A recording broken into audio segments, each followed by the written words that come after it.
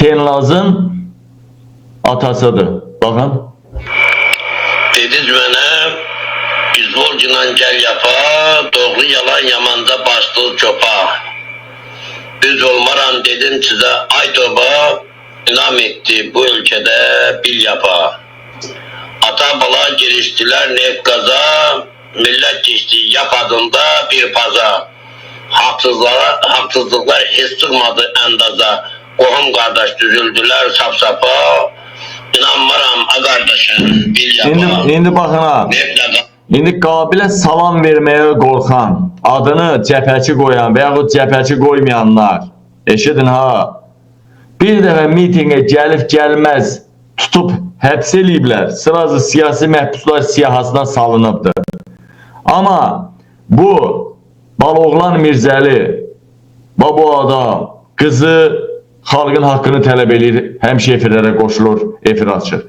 Bunun özü məhbus həyatı yaşayır, siyasi. Yani xeyr ola bak, xeyr ola bunlar siyasi məhbus siyasında değil. Ben düşünürəm ki değil. Düşünürəm ki değil. Her belə adamları siyasi məhbus siyasına salmaq lazımdır. Eğer salınmış olsaydı,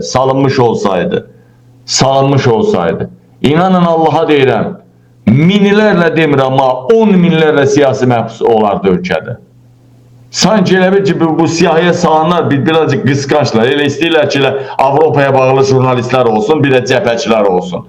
Qalan bunların daimi öndə olsun. Siyasi məhbusun sayının çoxluğunla güya stoykalarını saxlayırlar da haradasa, hansısa məqamda. Yəni düzgün hal deyil. Bu arada değerli soydaşlarım, Müdafiə Nazirliyində olan peysər zabitlər, peysərlər, yaxşılarından qıraq. Müdafiə Nazirliyinin peysər zabitləri, necəsiniz? Rusun köpəkləri, necəsiniz? Ay oğraşlar, ay gözü ilə görənlər, sizə ləzzət eləyir, silahı tərsinə tutan Azərbaycan dilini bilməyən, Müdafiə Nazirinin baş qərargahının Nəcməddinin komanda verməsi, sizi əyri qoftüz qayırması sizə ləzzət eləyir. Peysərlər, Qabili tanımırsınız, yaxşılarından İraq, Müdafiə Nazirində olan zabitlər.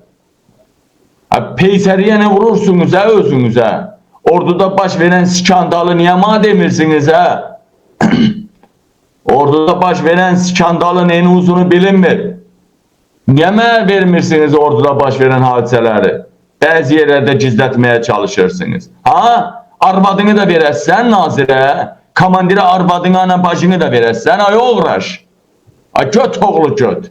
Yanında hadisə olursa, prokuratura minirsə, Müdafiə Naziri minirsə, korrupsiyana pulunuzu əlinizdən alırlarsa, müəyyən cinayət hadisələrini baş prokuror Kamran Əliyev gizlədirsə, polis götünüzü qayırırsa hərbi hissədən çölə çıxanda, niyə xəbər eləmirsiniz? Və bilmirsiniz kimsəsizlərin kimsəsi Qabil Türkoğludur? Bu qədər qorxaqlıq olar, tankdan qorxmursunuz. Elə deyəsə siz zabit olmasanız qıraqda mülk adam olsaydınız, göt verən ya da çülbanın biri olacaktınız sizə. Nə gündəsiniz sizə? Xəbəriniz yoxdur. Nəcməddin Sadıqov ordunu bu dəqiqə idarə edən Nəcməddin Sadıqovdur. Xəbəriniz yoxdur, göt verənlər. Yoxdur xəbəriniz. İndi də generallar hamısı Nəcməddinin qabağında dizini atır yerə. Yoxdur xəbəriniz. Ordudan yığılan korrupsiyanın villasına 10% gəlir. 10% ordunun pulu Nəcməddinə gedir. Göt verən zabitlər. Xəbəriniz yoxdur bundan. Hikmət Mirzəyev deyilən bir sürtük general var orada, quru qoşunlarının komandanı qoyublar.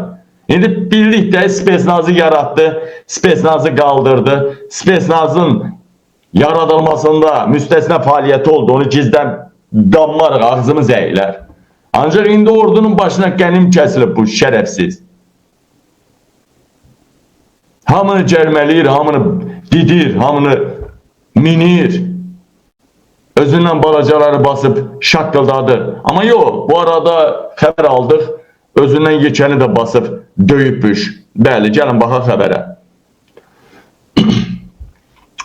Müdafiə Naziri Azərbaycan dilini bilməyən, Müdafiə Naziri olana qədər ələti o üzə keçməyən, vağzal süpürgəsi boyda bığ saxlayan, Müdafiə Naziri olana qədər ələ avtomat dəyməyən, heç əskərlikdə də olmayan, birbaşa birinci arvadı və anası erməni olan Zakir Həsənov və Quru Qoşunlarının komandanı Hikmət Mirzəyev bir-birini qırıblar. Hikmət Mirzəyev Zakir Həsənovu boğub öldürürmüş,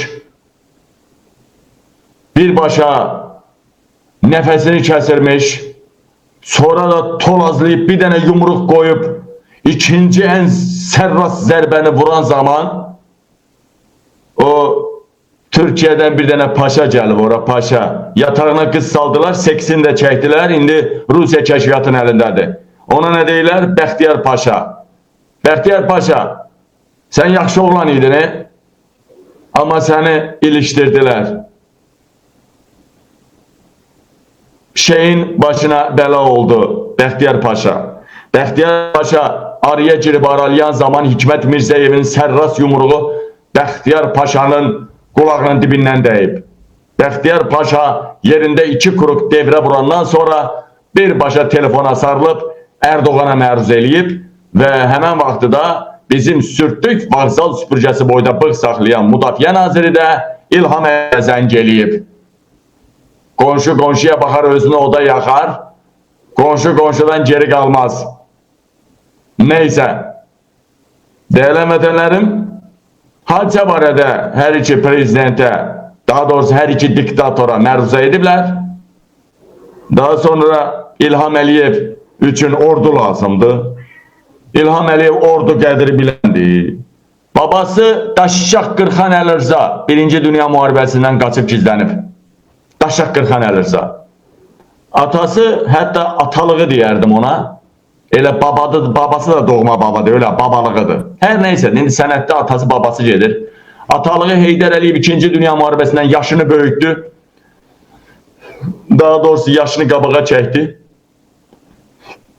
Müharibə qutarsın, müharibəyə getməsin 2-ci Dünya Müharibəsindən. 21-ci ildə anadan olsa da 23 yazdı. Yaşını az göstərmək üçün. Amma müharibə qutarmayanda sümük vərəbini yazdırdılar və gizlətdilər. Babası 1-ci Dünya Müharibəsindən qaçdı, Əlirza. Atası 2-ci Dünya Müharibəsindən qaçdı. Balası yetimçəsi də Qarabağ döyüşlərindən İlham Əliyev qaçdı, fərari oldu. Dezertin nəsli dezertidir. Dezertin nəsli dezertidir. Neysə, İlham Əliyev nə bilir nədir? Müdafiə Naziri məruz eləyən kimi İlham Əliyev deyib yoxlama göndərin, nə tədbir görün. Ona görə də 12 general, 200 ali rütbəli zabit, yəni polkovnik, podpolkovnik, mayor və mayordan yuxarı inspeksiya yoxlama komissiyası Quru Qoşunlarının altından girib üstündən çıxır. Quru Qoşunlarını quru qayırır. Sabınsız, arkosuz, quru qayırır. Niyə görə qayırır? Bunun Müdafiə Nazirinin məlumatı o qədər yoxdur. Mən də 1-2 zabitə zəng elədim. Hələ məlumat alamadım ki, bunlar niyə dalaşıblar. Dalaşmağının nədəni barədə mənim məlumatım olmasa da sadəcə Hikmət Mirzəyev çox yekə hərəkət edir, Müdafiə Naziri olmaq istəyir. Onu bir tərpədən güc var. Ancaq Müdafiə Nazirinin Quru Qoşunlarını belə yoxlamasının nədənini zabitlər bilmir. Nədənini açıqladım, davadır. Amma davanın da nədənini inşallah sabahda zadda açıqlayaram. Bundan başqa Müdafiə Nazirliyinin Kəşfiyyat İdarə Reisi, baxın ha, Qabil yalan söz deməz. Müdafiə Nazirliyi Kəşfiyyat Baş İdarəsinin, daha doğrusu Baş Kəşfiyyat İdarəsinin tankist, kəşfiyyatdan zərrə qədər başı çıxmayan, ancaq qızların biknisindən məmədanından başı çıxan Hilal Nəcəfov tabeçiliyində olan Maxi Səmra adlı qızı qayırdığına görə, onun mamışını elə iş otağında səhərdən axşama yaladığına görə, hətta onun xromosomlarını yediyinə görə Səmra adlı Maxeyə Range Rover markalı maşın hədiyyə eləyib. Bu azmışmı kimi? Həsən Əliyev gəncliyə dönən yolda 4 otaqlı mənzil hədiyyə eləyibdi. Səmra.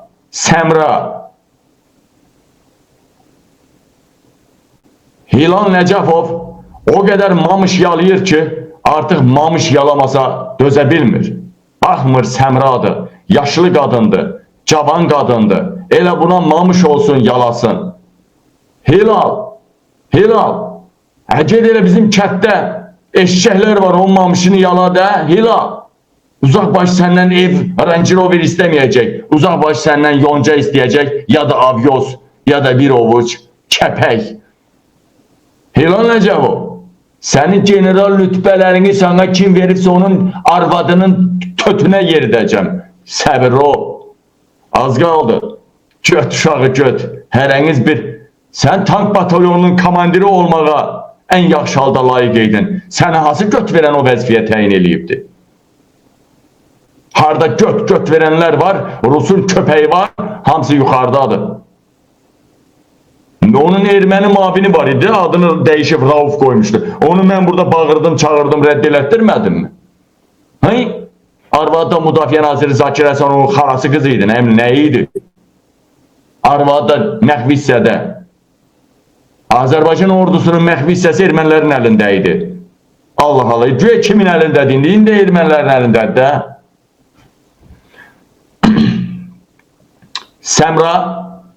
Maxey Səmra vaxtilə Nəcməddin Sadıqovun saxladığı sevgilisi olubdu.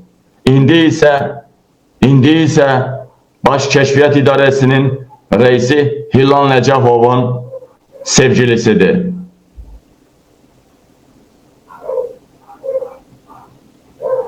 Deməli, burada bir maraqlı məqam da var. Quru qoşunlarının komandanı Hikmət Mirzəyev əvvəllər Müdafiə Nazirliyinin mülki muavini direktor Aqil Qurbanovla dalaşmışdı. Bilirsə, mehriban adamıdır.